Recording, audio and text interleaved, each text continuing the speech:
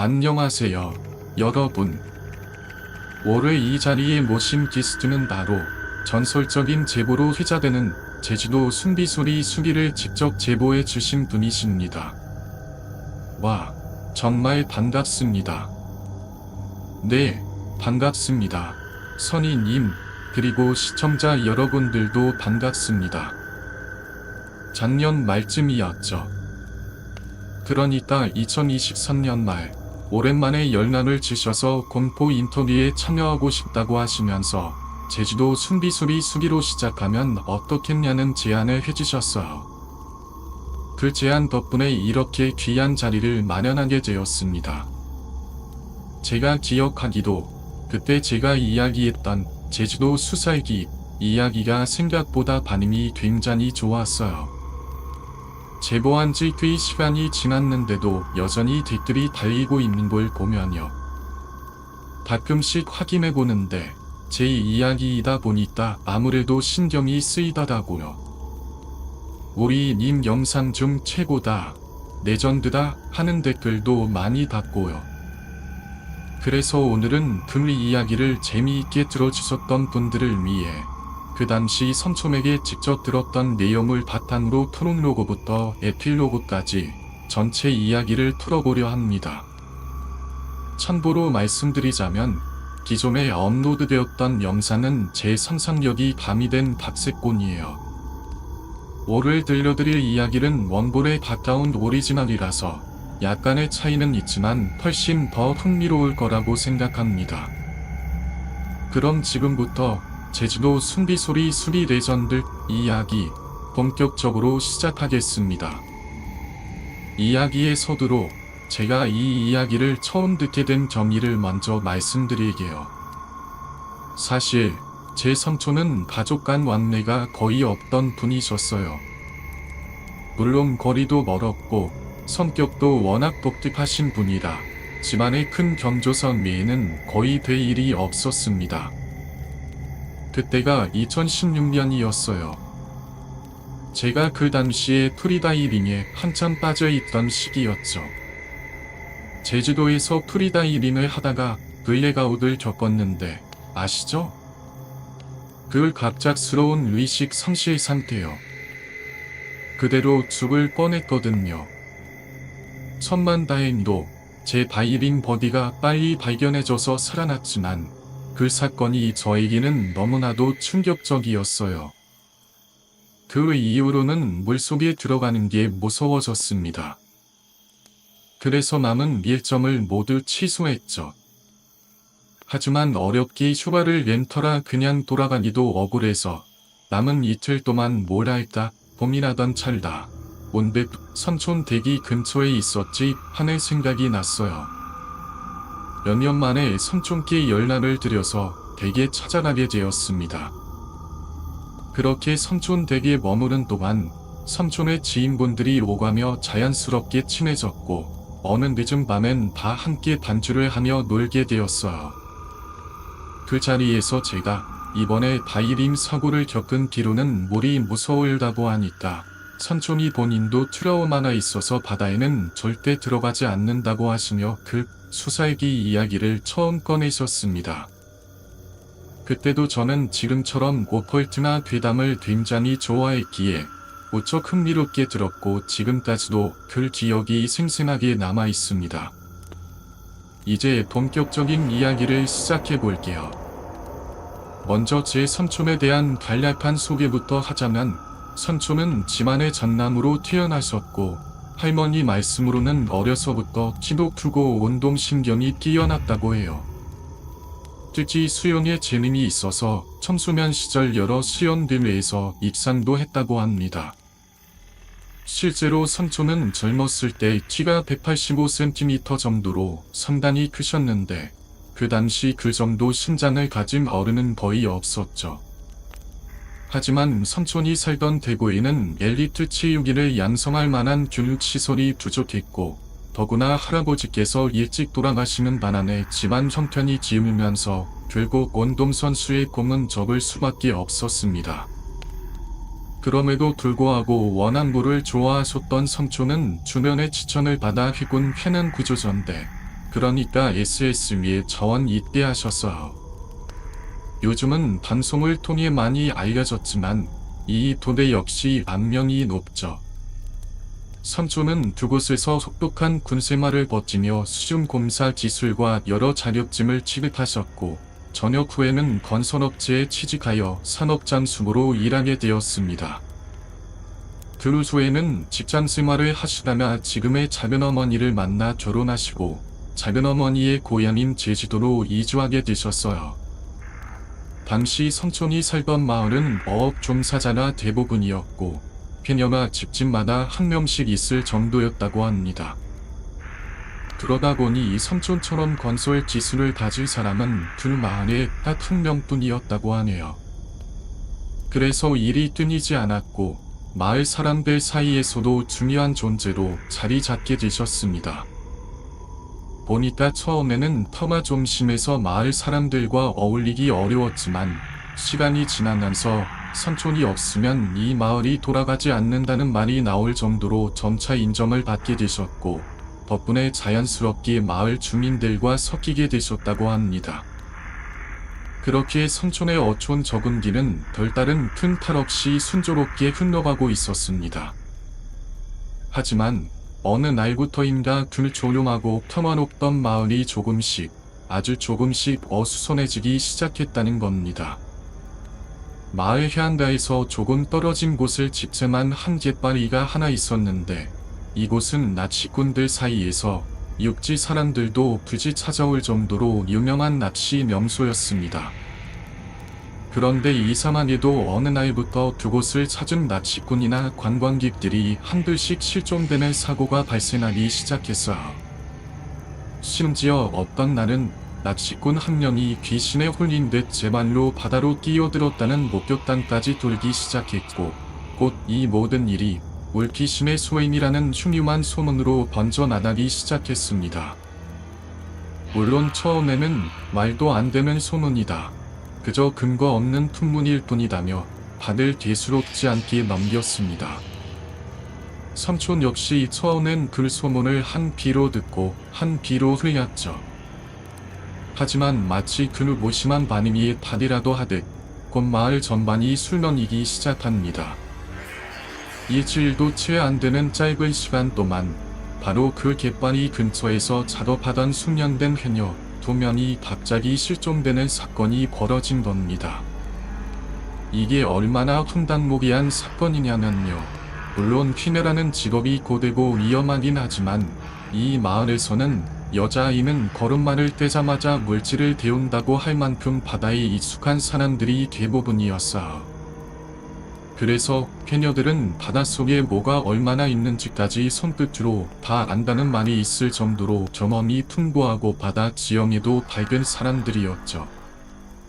그렇기 때문에 잠수 도중 무리가 와서 수면으로 올라오는 정도의 해프닝은 있어도 실제로 물질 중 익사하거나 실종되는 일은 그 마을 역사상 전례가 없었던 일이었습니다. 그런데 하필 실종된 조명 노독 산군 중에서도 대산군으로 불릴 만큼 뛰어난 기량을 지닌 해녀였다고 해요.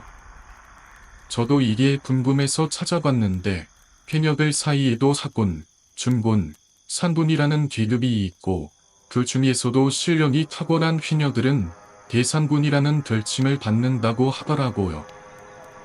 축구로 치면 1부 리그의 국가대표까지 겸하는 그런 수준으로 보면 되겠죠. 그렇게 실력이 출중한 해녀들조차 사라졌다는 사실이 알려지자 마을 사람들 사이에서도 서서히 두려움이 퍼졌고 다른 해녀들 역시 물질에 나서게 꺼리게 되었습니다.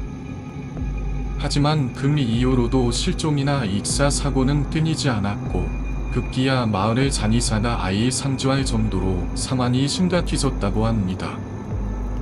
결국 마을 전체가 술렁이는 가운데 이장이 나서서 서귀포에서 가장 영험하다는 신당, 즉 무속인을 어렵게 모셔오게 됩니다. 그런데 신방이 마을 해안가에 발을 딛는 순간 그 자리에서 기겁을 하며 도망치려 사다라는 겁니다. 그리고는 저번 사람의 형상이 아니라 할망이다. 나는 무서워서 못하겠다고 두 마디만 남기고 돌아서려는 걸 이장이 바짓가랑이를 붙잡고 겨우 설득해서 붓을 치르게 되었다고 해요. 붓이 끝난 후 신바는 근심 바득한 얼굴로 단 한마디를 남깁니다. 그 근처에는 얼씬도 하지 마라. 봐 죽는다. 그리고 정말 이상하게도 그날 이후로는 더 이상 실종사고나 익사사고가 일어나지 않았다고 합니다. 마을 사람들도 조금씩 일상을 되찾기 시작했지만 마치 암묵적인 약속이나 된 것처럼 그 일을 입 밖에 꺼내지 않았고 곤지의 갯바위는 철저하게 출입금지 구역으로 목격 울타리까지 쳐두었다고 해요.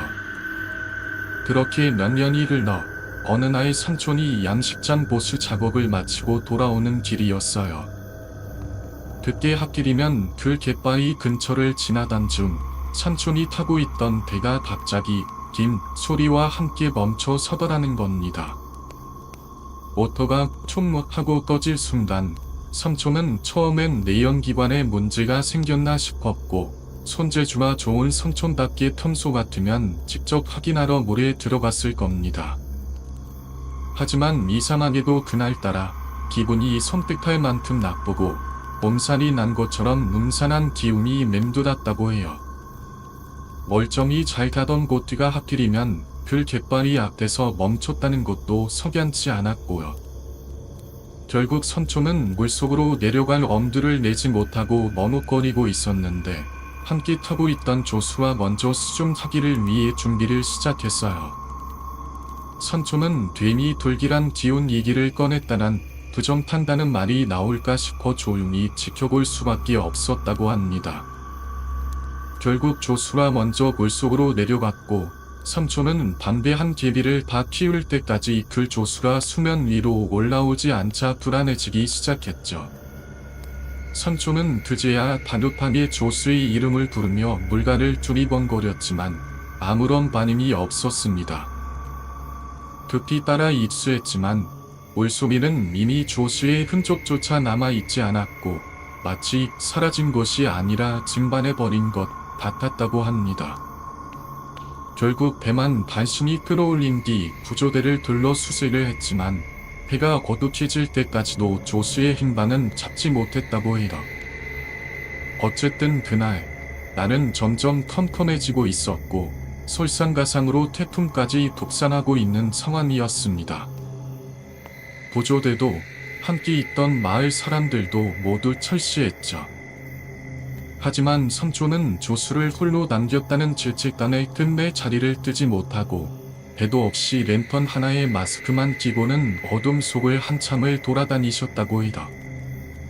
그러나 파도가 점점 거세지고 바닷물의 기세가 모시모시해지자 삼촌도 더는 버티기 힘들어 철수를 결심하게 됩니다. 그런데 그 순간 랜턴 불빛이 물속을 비췄고 그 아래에 마치 사람의 형체 같은 그림자가 어른거리더랍니다. 급하게 수면 아래로 잠시 가까이 다가가 보니 놀랍게도 그것은 조수가 아니다. 오방색 저고리를 입은 마치 조선시대 사람처럼 보이는 이가 미동도 없이 물 한가운데에 떠있는 것이었습니다. 딱 봐도 누가 봐도 익사체였습니다. 그가 조수가 아니더라도 시신을 발견한 이상 물살에 휘둘리기 전에 인양해야겠다는 판단에 삼촌은 가까이 접근하셨죠. 그런데 문제는 금이 익사체가 태풍이 독산하면서 강력해진 조릴 속에서도 몸을 딱 한 채 흔들림 하나 없이 그 자리를 지키고 있었던 겁니다. 그 모습을 볼 삼촌은 직감적으로 이건 뭔가 잘못됐다는 생각이 들었다고 해요. 본능적으로 위험을 감지하고 얼른 몸을 돌려 올라가려던 그 순간 어딘가에서 푹 하고 숨비 소리가 파dom을 타고 울려 퍼졌습니다. 하지만 그 소리는 삼촌이 수없이 들어 익숙한 회녀의 숨비 소리가 아니었습니다. 여러 사람의 음성이 겹쳐진 듯한 어설프고 뒤틀린 소리였고 마치 누군가 억지로 흉내내는 것처럼 지이하게 들렸다고 합니다. 순간 삼촌은 이 늦은 밤에 무슨 해녀가 저런 소리를 낸단 말인가 하며 주위를 둘러봤습니다. 그리고 바로 그때 그 익사치 같던 형체가 사망으로 긴 머리칼을 휘날리며 물속을 가르며 삼촌 쪽으로 빠르게 돌진해 오는 것을 목격한 겁니다. 태어나서 처음 겪는 말 그대로의 공포였습니다. 삼촌은 순간적으로 공허한 상태에 빠졌고 정신없이 수면으로 올라가려다가 그만 도표에 연결된 와이어를 놓치고 말았습니다. 그 순간 도표는 파도에 휩쓸려 흔적도 없이 사라졌고 삼촌은 아무것도 보이지 않는 들컴컴한 바다 한가운데 홀로 남겨졌던 거죠. 선난 파도가 사망에서 머리 위를 내리치며 삼촌의 몸을 휘감았고 이제는 정말 죽는구나 하는 절망적인 생각만이 머릿속을 가득 채웠다고 해요. 단연 감각조차 사라진 채 바닷물만 마구 들이켜며 소우적거리던 중 갑자기 쿵 하는 충격과 함께 무엇인가 단단한 것에 부딪혔고 바깥으로 암초의 몸을 붙잡고 매달릴 수 있었답니다. 정신없이 올라가서 간신히 숨을 돌린 뒤 주변을 둘러보니 멀리서 희미한 가로등 불빛이 아른거렸다고 해요. 육지에서 어느 정도 떨어져 있는지 눈대중으로 가늠해본 삼촌은 자신이 매달려 있던 그 암초 더미가 몇 년 전부터 문제를 일으켰던 바로 그 갯반이라는 사실을 단번에 알아차렸습니다. 그걸 깨달은 순간 전일이 몸을 솟고 지나갔고 동시에 어디선가 코를 찌르는 듯한 악취가 밀려왔습니다. 삼촌은 군 복무 시절 수많은 구조 및 수실 작전에 투입됐던 경험이 있어서 그 냄새가 단번에 무엇인지 알아차릴 수 있었죠. 그것은 독대한 익사체의 냄새였습니다. 그 순간 불길함을 직감한 삼촌은 주변을 급히 살펴봤고 갯바위 뒤편에서 무언가가 천천히 몸을 드러내는 것이 보였습니다. 삼촌은 랜턴을 가만히 비추었고 그제야 확실히 확인할 수 있었어요. 바로 물속에서 보았던 그 오반색 저고리를 입은 익사체였던 겁니다. 처음에는 물속이 어두워 제대로 보지 못했지만 가까이에서 다시 보니 그 몰골은 정말 끔찍했다 합니다. 삼촌의 표현을 들리자면 들짐승이 얼굴을 한 사람 같았다고 해요. 새빨갛게 충혈된 눈으로 삼촌을 노려보며 입을 꿈틀거리며 숨빗소리를 흉내내고 있었답니다. 그 기괴한 모습을 볼 삼촌은 그야말로 기겁을 했고 반사적으로 뒷걸음질 수다 발을 섞이려 갯바위 안으로 떨어지고 말았습니다. 몸은 만신창이가 되었지만 그 고통조차 느낄 틈도 없이 해안가 쪽으로 필사적으로 헤엄쳤습니다. 하지만 파도는 더욱 거세졌고 몸은 이리저리 휘둘리다 결국 체력이 고갈되어 바닷물만 들이치다가 정신을 잃고 말았어요. 그리고 다시 눈을 떴을 때 삼촌은 지적적으로 육지에 옮겨져 있었습니다. 때마침 해안선을 따라 수색을 하던 마을 주민 몇 명이 그 밤중에 바다에서 소우적거리던 삼촌을 발견해 극적으로 구조해낸 것이었습니다. 그러나 이미 이 삼촌의 몸은 만신창이었고 한 달 넘게 덤한 치료를 받아야 했습니다. 하지만 그것보다 더 큰 문제는 따로 있었죠. 바로 매일 밤 꾸는 악몽이었습니다. 그 꿈 속에서 삼촌은 늘 물귀신에게 붙잡혀 물속으로 끌려가고 사라졌던 조수가 몸이 부른 채로 나타나 자신을 원망하는 장면이 반복되었다고 해요. 파도 소리만 들어도 호흡이 가빠지며 발작이 왔고 결국 삼촌은 어촌 생활을 포기하고 육지로 이주할 수밖에 없었습니다. 제가 삼촌에게 들은 이야기는 여기까지입니다.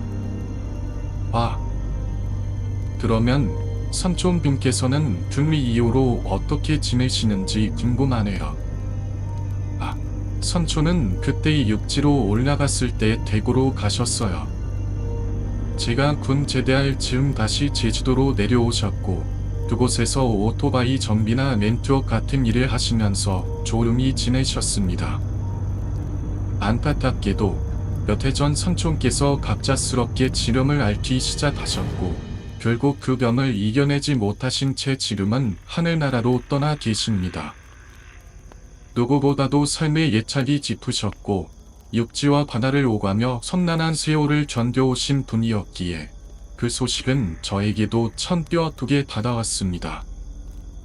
두 분이 겪었던 일들과 전해주셨던 이야기들을 생각하면 더더욱 마음 한켠이 먹먹해지죠. 예전에 선무이님께서 올리신 영상 중에서 물귀신이 출몰했던 그 장소가 도대체 어딘가요? 하고 궁금해하시는 분들이 있었어요. 댓글로 추측하시는 분들도 계셨고 저에게 직접 물어보신 분들도 꽤 되셨는데요. 이 이야기가 실제 경험담인 만큼 정확한 지명을 공개하는 것은 저에게도 매우 조심스러운 일이기 때문에 직접적으로 밝히기는 어렵습니다. 저 또한 함부로 언급하고 싶지 않고요. 그래도 이 이야기를 조금만 더 풀자면 그 장소는 제주도 서귀포 쪽으로 지점됩니다. 물론 제가 직접 두 눈으로 확인한 것은 아닙니다. 다만 삼촌에게 들었던 설명과 주변 지형, 그리고 그 당시 상황들을 되짚어보면 지금은 그 해안에 부두가 생기면서 예전에 귤 갯바위를 통째로 덮어버리는 형태로 반파제가 조성된 것으로 보입니다. 제가 삼촌에게 처음 이야기를 들었을 무렵에도 이미 그 일대는 관광 개발이 활발하게 진행되고 있었던 상황이었습니다.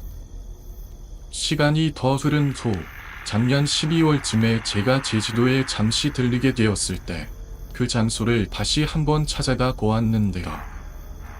그 자리는 이제 예전의 어촌 마을의 정취는 거의 남아있지 않았고 대신 대형 카페와 고급 시설들이 들어서 있더군요.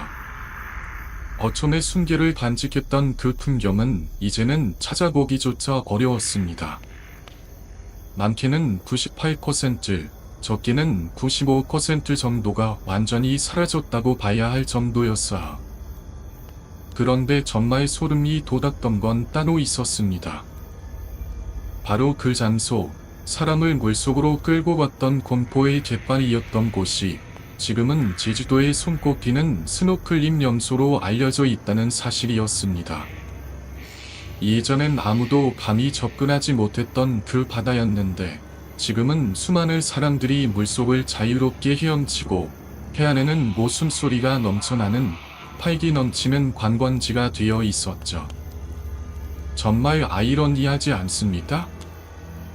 혹시나 하는 마음에 저는 글 지면 플러스 익사, 글 지면 플러스 실종 같은 키워드로 네이버에서 검색을 해본 적이 있었습니다. 다행히도 그런 사건은 더 이상 발생하지 않은 것으로 보였고 기록상으로도 이상한 일은 발견되지 않았습니다.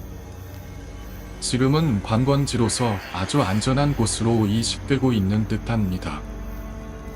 그나마 다행인 일이죠.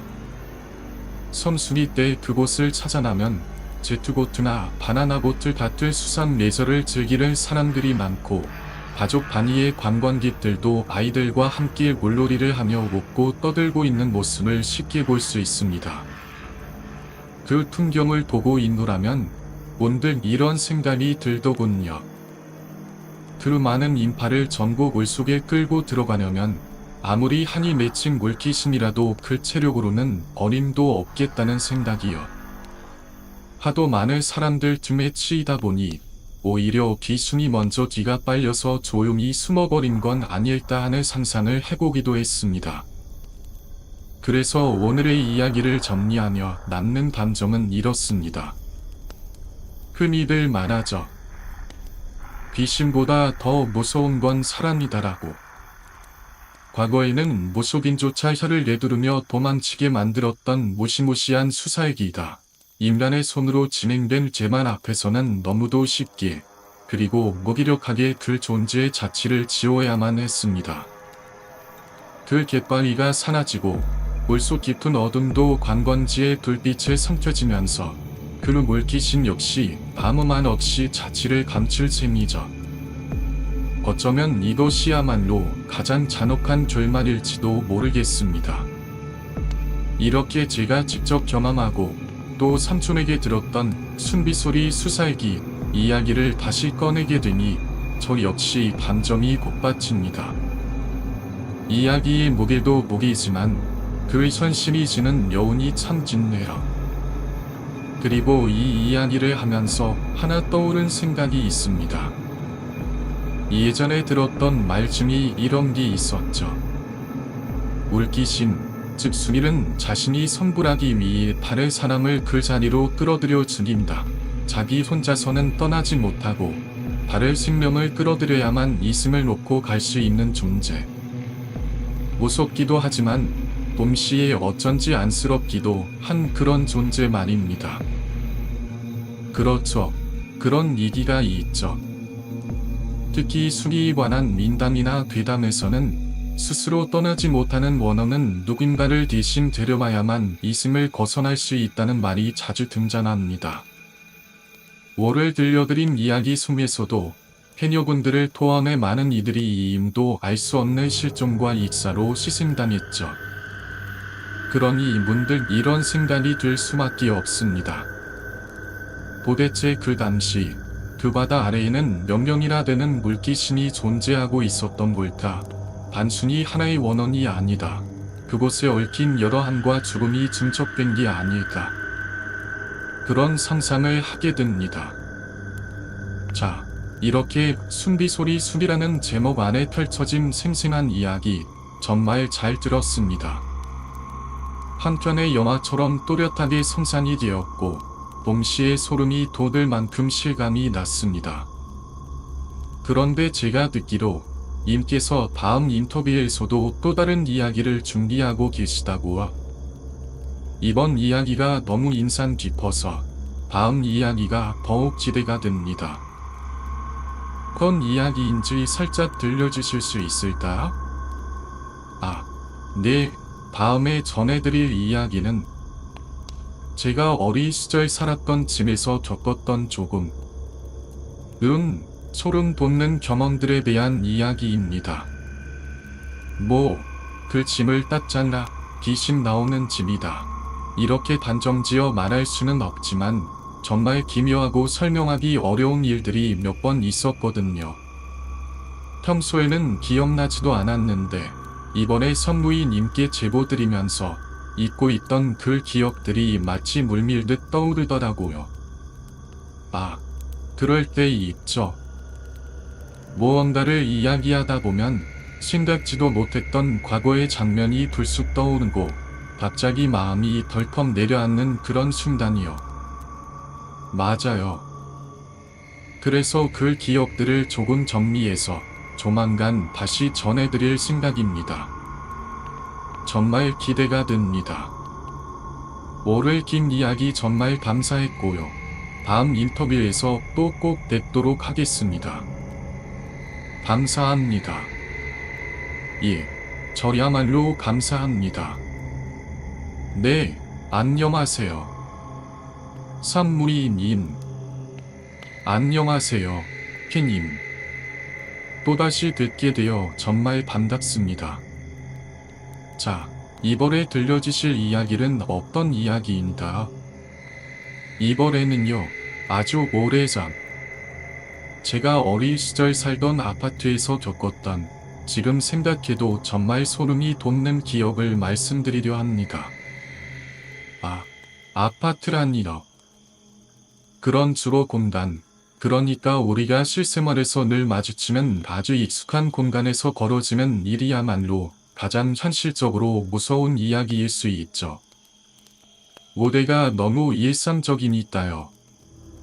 자, 그럼 지금부터 님의 어린 시절 아파트에서 있었던 이야기를 함께 들어보도록 하겠습니다.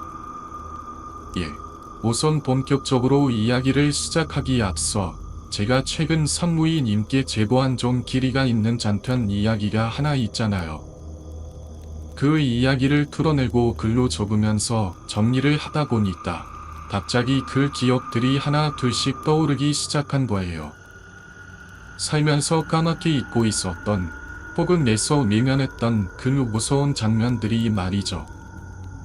살다 보면 그런 순간이 있죠.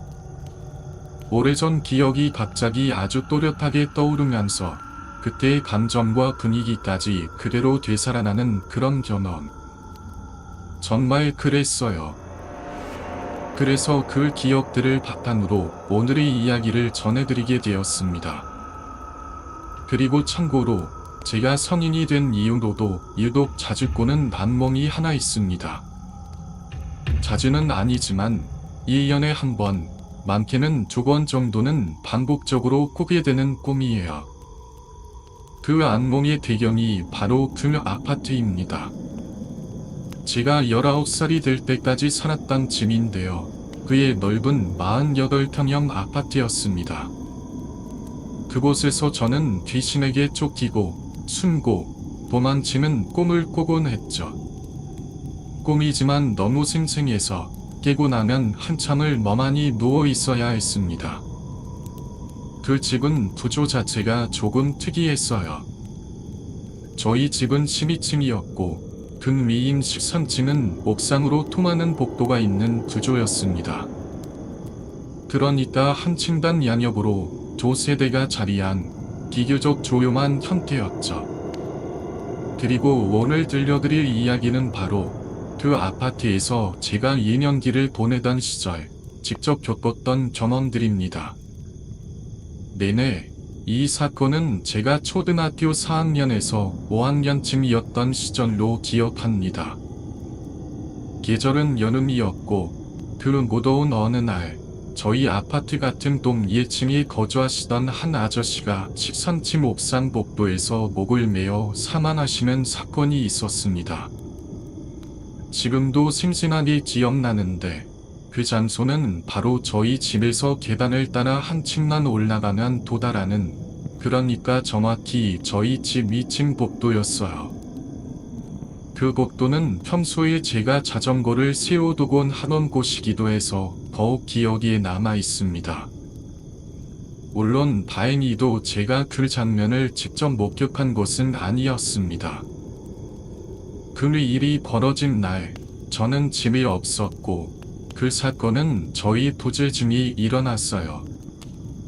하지만 문제는 사건 현장이 저희 집과 너무도 가까웠다는 점이었고 제가 늘 자전거를 세워두던 곳이기도 했기 때문에 어머니께서 그날 이후로 저에게 이제부터는 옥상에 자전거를 세우지 말라고 단단히 일러두셨습니다. 그만큼 뭔가 음산하고 찜찜한 기운이 주변에 맴돌았던 것 같아요. 지금은 좀 덜할지 모르겠지만 예전 아파트에서는 주민들끼리 참 소통도 많고 입에서 입으로 이런 이야기가 빨리 퍼졌던 기억이 있어요. 사건의 전말이 마치 터문처럼 퍼져서 누구는 어느 정도까지 들었다더라, 누구는 직접 봤다더라 하며 아파트 전체에 퍼졌죠.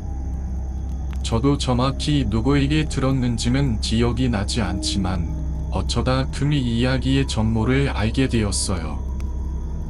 그 얘기인즉슨 고인의 시신을 처음 발견한 분이 바로 저희 옆집에 살던 아주머니셨다고 합니다.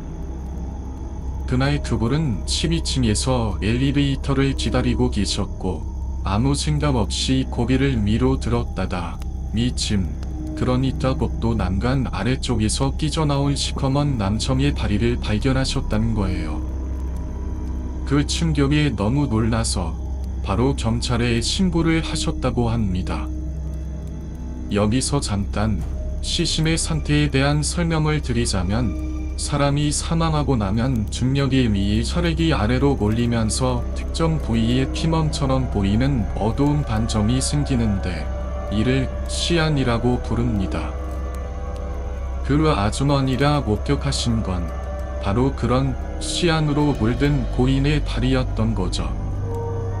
얼마나 무서웠을까요? 그 이야기를 듣고 나니 저는 그 장면이 자꾸 상상되고 괜히 손자 있을 때마다 등골이 서늘해지곤 했습니다. 특히 엘리베이터를 탈 때마다 버튼만 누르고는 일부러 집 안으로 다시 들어가서 엘리베이터 소리가 나면 그제야 밖으로 나가곤 했습니다.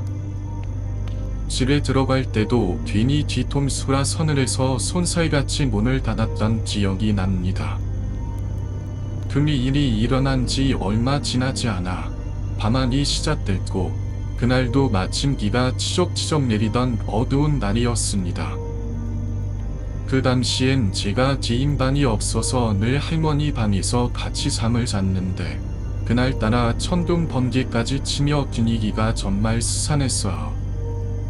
이상하게도 밤새 지쳐이며 잠을 이루지 못하고 있다가 새벽녘쯤 소변이 마려워 방을 나섰습니다. 집안은 깜깜했고 저는 익숙한 어둠을 가로질러 거실을 지나 화장실로 향하고 있었어요. 그런데 그 순간 거실 베란다에 맨 남성 실루엣이 어렴풋이 서 있는 것이 보였습니다. 저는 당연히 그 사람이 아버지인 줄 알았어요. 왜냐하면 아버지는 평소에 베란다에서 담배를 피우시곤 했거든요. 요즘에는 실내 흡연이 금기 시대지만 그 시절에는 그렇게 엄격하진 않았고 집안에서 베란다 정도에서 담배를 피우는 일이 흔했기 때문에 저는 별 의심 없이 그 사람이 아버지라고 생각했습니다. 하지만 그 다음 순간 저는 큰 혼란에 휩싸였어요. 화장실을 지나가려던 바로 그때 안방 쪽에서 들려오는 아버지의 코 고는 소리를 들은 겁니다. 우리 집에는 성인 남성이 아버지 한 분뿐인데 안방에서 코를 골고 계시다면 지금 베란다에 있는 저 남자는 도대체 누구란 말입니다. 그 생각이 떠오르는 동시에 말로 형용할 수 없는 소름이 목덜미를 타고 흐르며 온몸을 휘감았습니다. 저는 이성을 잃을 정도의 공포에 휩싸여 손살같이 다시 할머니 방으로 뛰어들어갔습니다. 그때의 심장은 지금도 잊히지 않을 만큼 크게 요동쳤고 숨이 턱에 걸려 목소리조차 제대로 나오지 않았습니다. 그 이후로 저는 한동안 밤마다 그날의 장면이 머릿속에서 떠나지 않아 고통스러웠고 그 아파트의 어두운 구석구석이 괜히 두렵고 낯설게 느껴졌습니다. 제가 너무 놀라서 할머니를 맞깨웠어요. 그런데 할머니께서 그때 너무 깊이 잠에 드셨는지 아무리 흔들어도 좀처럼 일어나시지 않더라고요. 결국 저는 어쩔 수 없이 다시 이불 속에 파고들어 할머니 옆에 누운 채로 벌벌 떨며 TV를 켜봤어요. 그때는 지금처럼 케이블이나 OTT 같은 게 없던 시절이라 TV를 틀면 공영방송 몇 개만 나왔죠. 근데 그마저도 방송이 종료될 시간이었는지 화면은 무지개색 컬러바에 띠의 하늘 신호음만 울려 퍼지고 있었어요. 혹시 기억하시나요? 그 컬러바 화면이요. 밤시엔 그런 걸 보면 괜히 더 무섭고 소름이 끼쳤죠. 그래서 저는 다시 TV를 껐고 뜬눈으로 밤을 새우기 시작했습니다. 그렇게 시간이 얼마나 흘렀는지 기억은 안 나지만 어느 순간 창밖으로 하늘이 파랗게 밝아오기 시작했어요. 그 어둠이 걷히면서 새벽 하늘이 점점 희미하게 푸르스름하게 물들어갈 때쯤 저도 모르게 살았다는 안도감이 서서히 밀려오더라고요. 밤이 끝났다는 그 단순한 사실 하나만으로도 조금은 숨이 트이는 느낌이었어요.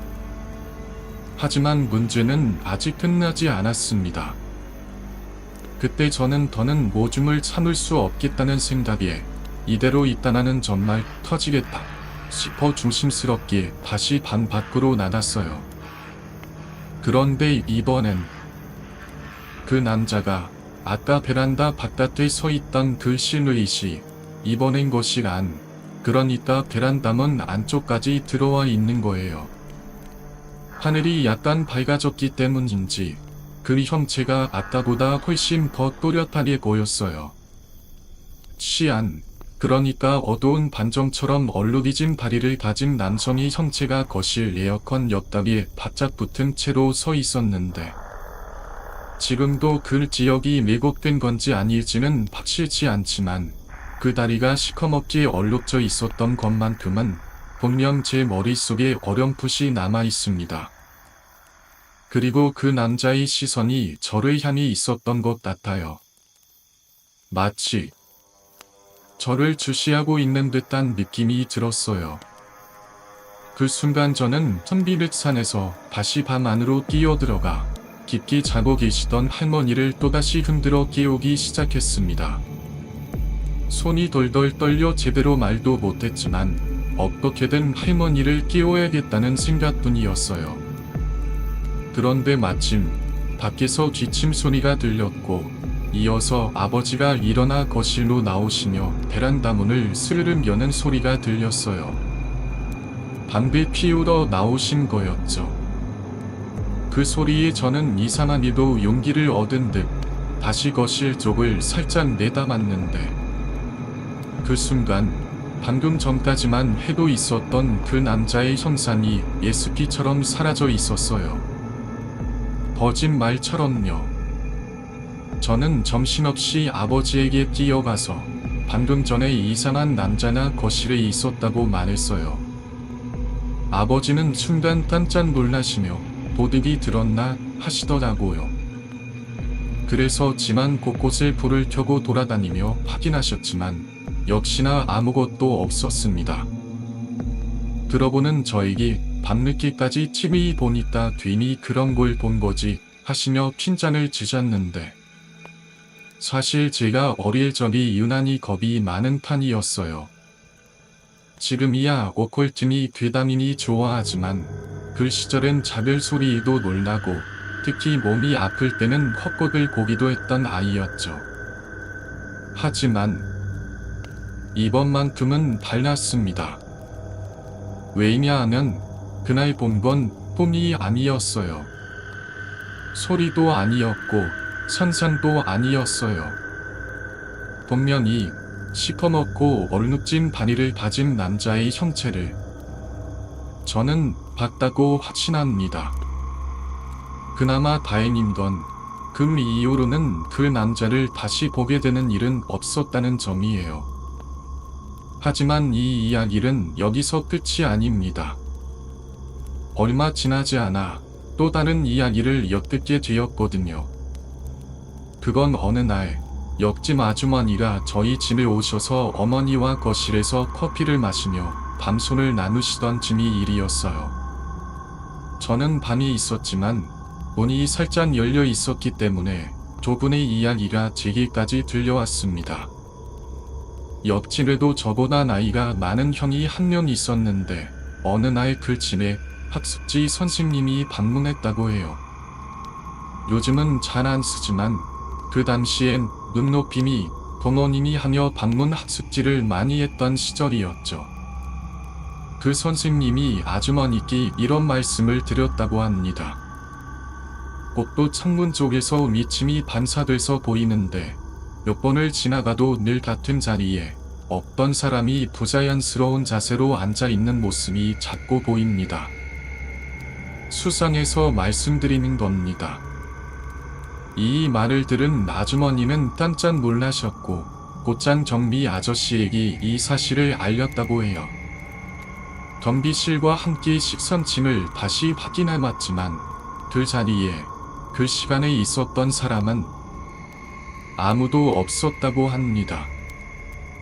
그 말까지 듣고 나니까 저는 다시 한번 그때 봤던 남자의 얼굴이 떠올랐고 왠지 모를 고안이 들었어요. 아무 말도 못한 채 조용히 문을 닫고 다시 이불 속으로 파고들었던 기억이 아직도 생생합니다.